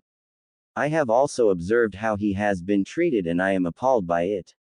The way they treat him is like he either has the plague or he has done something unforgivable, and that is just not right. He is bright, cheery and has a great attitude. There is also more to him than meets the eye. Yoshiko stated almost as if she knew something that others might not. Kurenai put up her hands in surrender. Okay, you win. I will talk to the Hokage about what the council might do. Do you want me to talk to Hinata-chan? No, she has seen us. She will either come to us on her own or end up competing with us. Either way, it is a win-win for all of us. I do think she will eventually come to us and we can then talk about our mutual affection towards a certain blonde. If she is willing to share, then there is no problem. Heck, it might even help her with her confidence. Yoshiko remarked. Kurenai bowed her head. As you wish, Yoshiko Haim. I will talk to the Hokage about Naruto and leave the matter of Hinata-chan up to you. Kurenai left in a swirl of leaves. Yoshiko continued home and opened the gate to find Danzo standing at her front door. She began to grimace. Danzo-san, to what do I owe the pleasure? You will refer to me as Sama when addressing me. Danzo stated. Nope, Mom won't do it, so I won't. Yoshiko refuted. So what do you want? Danzo looked at her with his unbandaged eye. I find it odd the two most eligible females in Konoha under the same roof and neither is pursuing the most eligible bachelor. I have come on behalf of Sasuke Uchiha to ask for your hand in marriage. He has already sent the request on to the Fire Daimyo. Here is our one-word answer, no. Haku stated as she opened the door. Let me make this easy for you, Danzo. Sama. No, hell no, no way in hell am I going to marry that brat, Sasuke Uchiha. If the Senju and the Uchiha ever join, it will not be in my generation. If Sasuke finds a willing victim to produce his offspring, then they may try to court my children, but until then he will not have me or my clan. Yoshiko declared. Guess he didn't get it when we punched him into the store wall the first time. Either that or he likes to be abused. Haku teased. Maybe if I join his fan club he will leave me alone. Yoshiko teased. Nah, he would expect you to take his offer then. Haku rebutted with a chuckle. It would be a great thing for the village to have the two founding families become one. And if they could produce a dual bloodline, then it would be all the better. Danzo declared. Get out of here before I use your cane to break your good arm and leg. Yoshiko warned. Danzo lowered his head and walked away as he shook his head. So what are you going to do about the letter to the daimyo? Haku asked as the both entered the spacious home. Yoshiko grinned, similar to Naruto when he was up to something. I already sent a letter to him stating that if the Uchiha attempted to force a marriage with either of us, I would start a clan war and kill Sasuke. Ouch. You know how to hit him where it hurts. You know you would have help in the war, right? Haku inquired. I was counting on both of you to help me smear him across the mountain. We would take turns. Yoshiko smirked. I would also have a secondary plan if the daimyo agreed with the council and Sasuke Tem. Isaribi entered the room with a grin on her face. And what would that be, Haim? Sorry, can't tell. It's an S-ranked secret. Anyway, I hope Hinata-chan gives her inspirational speech to Naruto-kun at the end of the month. It would be bad if Neji were to actually beat him. Yoshiko contemplated as she sat down on the couch. After dinner, Haku went up to bed, but Yoshiko and Isaribi both stayed downstairs and talked. So why do you get the new body? Isaribi asked. Yoshiko smiled. Well, how would it look if a 50-year-old woman came back to a village she said she would never return to just to shack up with a 12-year-old? Isaribi cringed at the thought. You do have a point. But that isn't your body, is it? Yoshiko pondered the question for a moment. Yes and no. I am both Yoshiko and Tsunade from our original timeline. Yoshiko was the child I had miscarried during that timeline. Isaribi looked apologetically at Yoshiko. Sorry. I do know that my birth did straighten out Mom a little. She is still the same enough that if she meets him the reaction will be the same. We just need to keep things going as they are. My worry is that Naruto-kun will actually die this time when he goes up against Kabuto. Thus the reason we are leaving him alone for now. Yoshiko then grinned again. We get him when he gets back. Isaribi's face turned bright red. No, not that way. We are still too young. How is your training going? Haku-chan has got me up to speed with basic jutsu and the weapons. I am still having a hard time with the studies, sorry. Isaribi responded.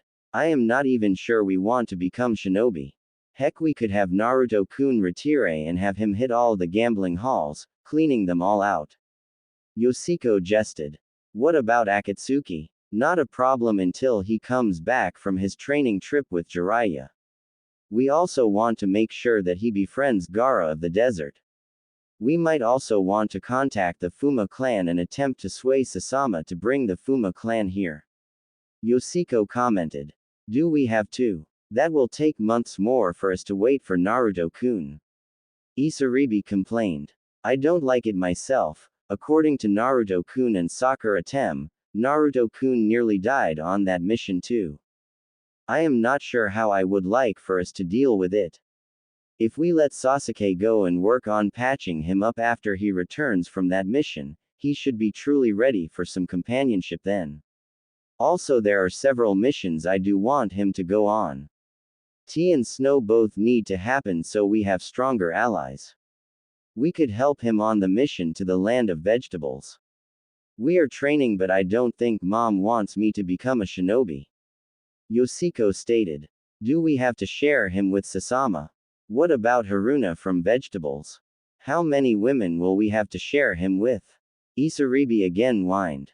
Yoshiko sighed. Okay, we can all confront him after he gets back from going to the land of rice. Then we will tear down Sakura's hold upon him. Okay, let me get this clear. We have you, Haku, Hinata, Yukumo, Shion and me for starters, that makes 6. We might add Sasama, Haruna, Amaru and possibly Koyuki. Am I missing anybody? Isaribi stated as her head began to spin. Yoshiko grinned. Well, if he ends up with that many women, I am sure Anko would want to join in. Shizune might not be too bad as long as mother doesn't want to give me a sibling with our future husband. That could make things difficult. Yoshiko replied as her head also began to hurt. Oh, and what if the pink banshee wants to join because her precious Sasuke has left? Isaribi exclaimed with a deep sigh. Yoshiko then beamed. Then I initiate Operation Naruto Gala Marriage Round Robin. As first wife I decide who he can marry and who he can't. Haku appeared next to the girls, this caused them both to jump. What is this you have been talking about marriage and other women? Yoshiko sighed. Okay, since you are part of this whole wanting to be special to Naruto-kun, in for a shoe-in for a Ryo. There are a few things we need to tell you. Haku looked shrewdly at the other girls. Okay. First, what we are about to tell you is the truth. Yoshiko paused as she waited for Haku to acknowledge her point, to which Haku nodded. We are partially from an alternate future. Haku's face became skewered and contorted. That is a new one. Now we're getting to the confusing part. Yoshiko again waited for Haku to nod acknowledgement. Both Isaribi and I have merged spirits. I know I am going to regret this, but what does that mean? Haku questioned. Let me tell you a story. Yoshiko began as Haku nodded. There was a blonde-haired boy who traveled to the Wave Country and met a couple of people he found to be special to him. One was named Haku, the other was named Zabuza. I'm following so far, but I already know this story. Haku stated. No, you don't. Haku, in my spirit's past you and Zabuza died at the bridge. I was also never born, at least not in this body. It was never born, and it was miscarried over 14 years ago. Haku looked shocked as Yoshiko continued. Naruto was a Class A idiot, a lovable one but an idiot. That part of my spirit was Tsunade Senju, my current mother. Naruto had convinced me to come back to Konoha to become Hokage so that he could eventually become Hokage. He went on several missions, got hurt a lot, made lots of friends and was just himself. Eventually he met Shion and saved the world from a demon. She asked him to father a child with her. Naruto-kun being himself didn't know what he had agreed to. Haku's jaw continued to fall further as the story continued. After some schooling in the birds and the bees, Naruto-kun went to Shion and they produced a new life. That gets me to the sad part. Shion was about 6 months along when Naruto fought a man named Madara Uchiha. This laid him up in bed for more than a month. Yoshiko began to cry as she continued. Yakumo Kurama, who you haven't met yet, Hinata Hyuga, Isaribi and myself were arguing on the finer points of who wanted Naruto-kun for their groom, but that was never destined to happen. The council had forbid him to marry anyone just before I had returned to take up the mantle of Hokage. Yoshiko stopped as she began to sob uncontrollably. Isaribi wrapped Yoshiko into a gentle hug. Haku noticed tears also streaming from Isaribi's eyes, but she also saw anger and hatred in them. You seen Sakura Tem helped Sasuke Tem to kill Naruto-kun, Shion-chan, and their unborn baby. Naruto's last act alive was to release the Kyuubi upon Sasuke and Sakura. Haku began to cry at this point. You see, Sasuke had told the village Naruto-kun's secret. He also proclaimed that by killing Naruto he was saving the village from the Kyuubi and any possible offspring he was going to have. The Kyuubi appeared and told a different tale where the Uchiha were going to betray the village. The Kyuubi went on a selective rampage, as it killed all those who had ever hurt Naruto-kun. Yoshiko had composed herself to a certain extent. The Kyuubi offered us a choice to either let him die right there or we could get Naruto-kun back. Being selfish, we took the deal to get Naruto-kun back. I don't get it, there must have been a cost to bringing you back. Haku pointed out. You see, Kyuubi didn't want to die and the Shinigami offered all of us the deal. You see, the Kyuubi was to give up most of its power and we gave a small portion of our souls for this. In return we were taken back in time and put into our own bodies, well, except for me. I was put into my unborn child that I had miscarried. Part of my soul-powered life for me to have enough strength. There was also another catch. I also became a Jinchuriki like Naruto-kun. I hold the baby kid of the Kyuubi within me. This was enough for me to survive and be born. It also helped pull my bloodline to the surface. My mother and Auntie Shizune noticed the seal on my stomach when I was born. Jiraiya checked it out after Naruto-kun had the Kyuubi sealed within him. Thanks to the Tsunade partial soul and the fox kid in me, I know quite a bit. Like my father is Jiraiya, he is also Naruto-kun's godfather. Dad's comment on my seal, this one is better than Minato's by a long shot. I also know that if Naruto-kun dies, then all of us die, Isaribi, Hinata, Yakumo, Shion and I. We are tied to him by a bond from the Shinigami. I don't know if you are linked to or not, Haku-chan, but the Shinigami wanted you to join us with Naruto-kun. The Kyuubi wants for Naruto kill Sasuke but is being patient. I figure about 3 days before the Chunin exams Naruto-kun will contact the Kyuubi and be able to access that power directly. Yoshiko took a deep breath as she continued to try to compose herself to no avail. So you love him and are tied to him by fate? Haku asked. Yes and no. The only fate we have to worry about is that we do not upset the timeline too much or we do not know what will happen. Also, I must be Naruto-kun's first mate or again we all die. Yoshiko added. Why? Isaribi growled in disappointment. I don't know, that's just the message I received from both Aki and Kyuubi. I believe it will help with the purification process Shion will perform on us when she gets her turn with Naruto-kun. My guess is that I need to be present at that time. Yoshiko added. So you get firsts in a double team. Not fair. Isaribi huffed in mock pouting. Haku chuckled lightly, catching the attention of the arguing girls. What? Both asked in unison. Well, if what I believe is true about the shadow clones. Haku left a pregnant pause, as both girls moved closer as if that would cause Haku to talk. Yoshino could have firsts, and then we all could have seconds. Haku stated as she bit her nail in a seductive pose and blushed profusely. Both girls fell back on the couch with stupid grins on their faces. Why didn't we think about that? Yoshiko added, nearly wanting to kick herself. Oh, I also wanted to tell you both the reason why I have been having you both train so hard. The day of the Chunin exam finals sound and sand villages will be invading. I can summon slugs and Naruto-kun will be able to summon toads, specifically Gamabunta and Gamakichi on that day. We can approach Naruto-kun after he gets back from his mission to find the Sound Village in Rice Country. I will work with Aunt Shizune to make sure he goes on the right missions. After that mission we can work on attempting to date him. He might be at first resistant to it but we will be able to wear him down. The big problem is getting my mother to agree to the marriages.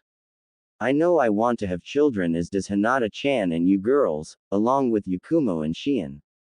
The others will have to wait until he is 17. I do have more information but I don't think they are ready for it. Yoshiko thought to herself. You are right kid, how are my child and my Cantainer's first mate doing? Kyuubi's voice echoed in her mind. Fine. Yoshiko-chan has some neat dreams.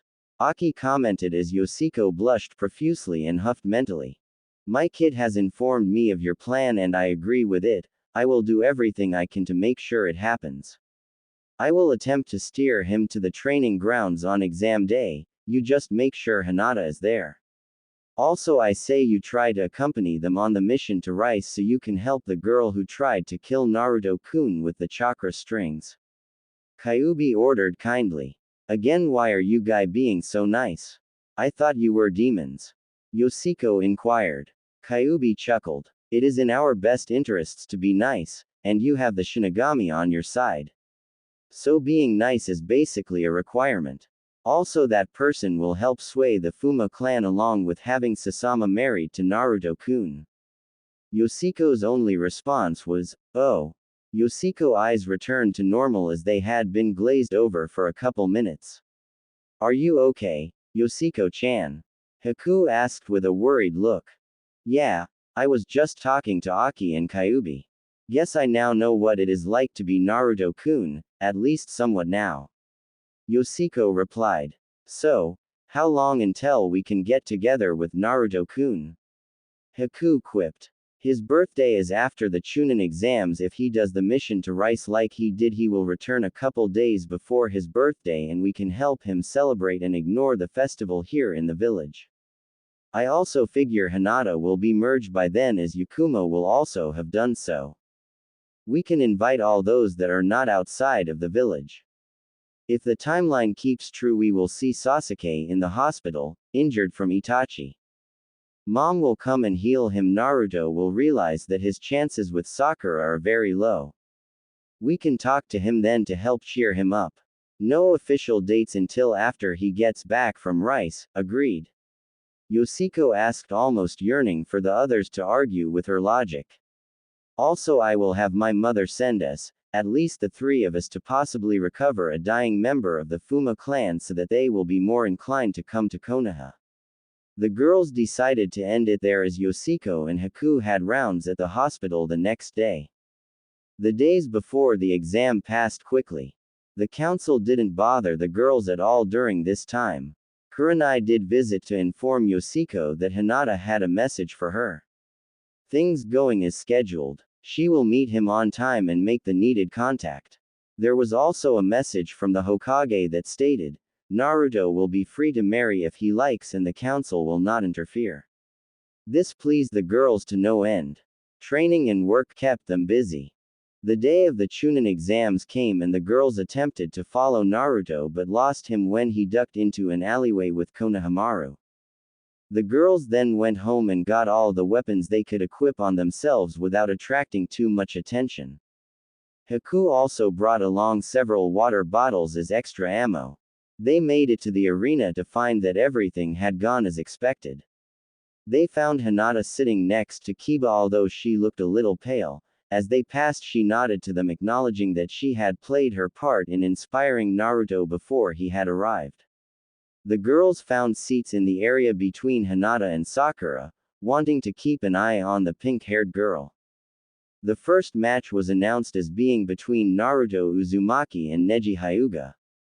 Everyone left the arena for the observation area, except for Sasuke who had not arrived yet.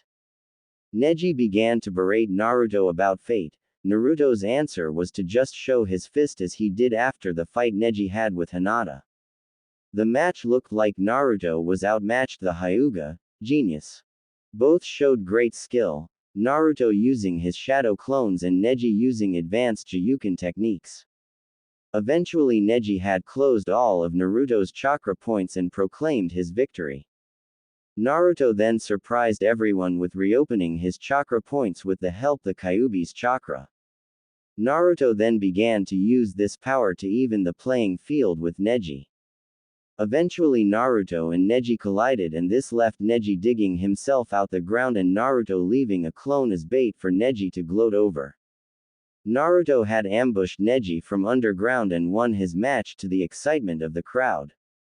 Hinata had shown a link with Naruto when he was injured and was taken to the upper seats and healed by Kabuto. Kiba delivered her to the hospital and returned only to be knocked out. Sasuke had been given more time to arrive as Shikamaru had nearly beaten Temari only to give up after Kankuro forfeited his match against Shino. Sasuke was given an additional 10 minutes for he still had not arrived yet. All of the girls were appalled that Sasuke had been given several chances to show up but still had not arrived yet. Right at the last second Sasuke and Kakashi showed up, impressing some but pissing off others, especially the girls. Soon after the fight began, Lee arrived to show that he was actually feeling better. Yoshiko knew he would still need major surgery but it would not be as hard as it was when she had healed him before. Lee seemed disturbed by Sasuke's match as he showed off that he has stolen Lee's moves and now could use them with similar proficiency as Lee. Yoshiko and Lee noticed that Sasuke lacked the endurance that Lee had and had to revert to using the Chidori to attack and injure Gaara. This was the turning point as a genjutsu was cast upon the arena. All three girls broke the genjutsu for themselves and proceeded to sneak over by Naruto. Kakashi gave an order for Sakura to wake Naruto and Shikamaru to go after Sasuke who had chased after Gaara and his siblings. Yoshiko took one sad look at the roof of the building that Sarutobi and the Kazekage, actually Orochimaru, as the building became surrounded by a black barrier, a tear fell from her eye as she said goodbye to her former sensei and Hokage. The three girls snuck out of the arena in pursuit of